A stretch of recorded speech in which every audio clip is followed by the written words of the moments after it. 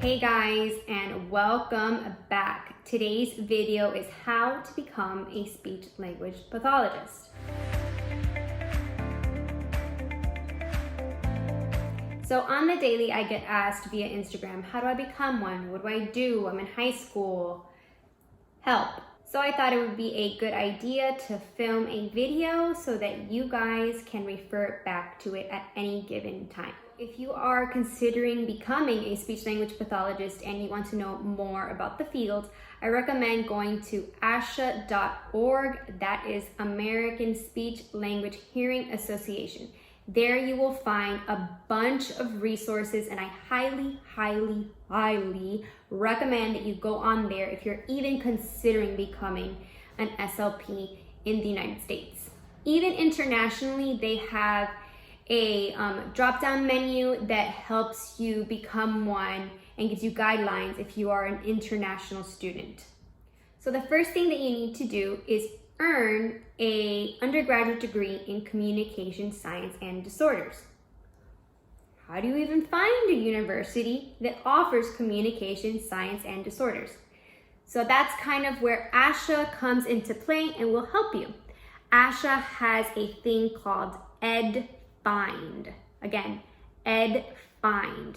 There is a search bar that you will put the specific degree, communication, science, and disorders, and you will click the state that you live in or that you want to obtain your degree at, let's say, and it will provide you with a list of all of the universities in that area that offer that degree. By earning an undergraduate degree in communication science and disorders, the prerequisite courses are already embedded in the program, which is bliss. Now, moving on to step 2, it is time for you to apply to the different graduate degree programs. Make sure the program that you are applying to is accredited. So how do you know whether or not your program is accredited? Typically, when you go on the master's program website, there will be a little picture of a thing that says CAA, which is the Council of Academic Accreditation. If you still have doubt and you don't know whether or not the program is accredited, you can go to caa.asha.org to find out whether or not the program that you are applying to is accredited. So once you've narrowed down the universities that you want to attend to, really make sure to do your research and go on each university's website and look at their application process because it may vary. Also, keep in mind deadlines. So each university has different deadlines for the application and everything that is required. After you have completed the application and paid the fee, kind of write down a checklist of everything that is required for each program that you are applying to. So now I'm going to be going over the application process and what's typically required. Keep in mind it varies university to university. So that first thing, in order to get into a master's program, you need to provide official transcripts from your bachelor's program and any program that you attended. A minimum of a 3.0 GPA is typically required. Obtaining a B or above in all of those prerequisite courses that are required for that specific university. Then usually a letter of intent or an essay is required. Letters of recommendations are also required. The quantity that you need will vary. 2 to 3 is typically what is asked. And they also might require you to have 25 hours of observations prior to getting into the program. Again, go to the master's program that you want to attend and look at the application process and what is required. Then there is the interview. Typically in that interview, they will ask you, why do you want to become an SLP? What will make you different from other students, etc., etc. What I recommend is actually Googling SLP master's program interview questions, and there have been forums that post the questions. Now, the GRE. Some universities require the GRE, but there are others that do not require the GRE. Now, if you want to look at the curriculum or an example of the plan of study, make sure to go on to that website of that master's program. That's the number one thing that I recommend if you want to become an SLP. You already earned your bachelor's in communication science and disorders, and now you are going into your master's program. Look at that website because all the information that you need is going to be there on that university's master's program website. All right, so now let's go over tuition and fees. The university that I attended was a private university, therefore it was more money per credit. Your university, if it's a public one, it's gonna be less. So let me read to you right now how much the tuition is. So tuition for the Masters of Science in Speech Language Pathology for the 2020/2021 academic year is $1,237 per credit hour. Each course is 3 credits and it's $1,237 per credit.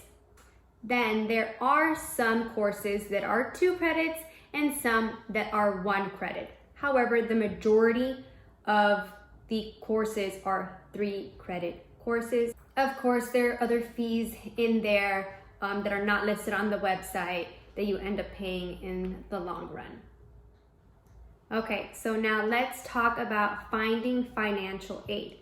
There are many different options, from paying privately to taking out bank loans to taking out federal loans, subsidized loans, Sallie Mae, Fed, you name it, it's a very long process.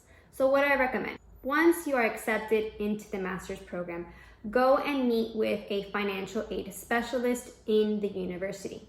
Now, some outside resources that you can kind of look up on your own. ASHA does have a page which is dedicated to finding financial aid, and it goes over scholarships and possible grants. So once you have gone to ASHA and you've kind of looked over the different options that you have, let's say you want more research, I would go to studentaid.gov. There they provide a list of different loan servicers. So depending on who you decide to borrow money from, the interest rates vary, the loan agreement is different. All right, now let's take it back and kind of talk about the master's program. There are part-time, there are full-time, there are day classes, there are night classes. It all depends on the university and the program that you are attending. There are some programs that are geared to working individuals, so classes are in the evenings, and then some programs offer Friday, Saturday, and Sunday classes because they know you have to make a living and people work 9 to 5. All right, so you found the program, you figured out your financial aid, you're in it. How long? Typically, a master's program is 2 years. You completed all of your coursework, your practicum, your clinicals, your observations, and then what do you need to do? Take the praxis exam. Now, some universities require for you to take and pass the praxis before you graduate. Some do not. So you graduated, you took your praxis, and now you are in your clinical fellowship. It used to be called clinical fellowship year, but it's no longer a year. You could do it as fast as 9 months, as long as you complete 36 weeks and 1,260 hours. Before you work for CF, there's different things that you need to do. The company that hires you will help you and guide you in order to obtain the specific things that you need in order to become a CF. You just don't graduate and get hired as a CF and start working. You need a provisional license, I think an NPI number, which is a national provider ID, and then depending on the insurances that you're going to be billing, you need to apply for those. So that's a whole different thing that once you graduate and you get hired as a CF, the company that hires you will help you in that process. So you have graduated, you passed the praxis, you've completed your clinical fellowship, you then go ahead and apply for your state license and your C's. Who gives us C's? ASHA gives us C's. What does that even mean? C's next to your name state that you are clinically competent.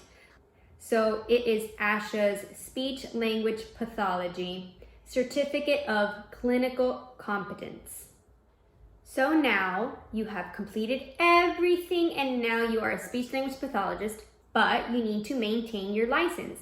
So ASHA requires 30 maintenance hours of CEUs of professional development during a 3-year interval.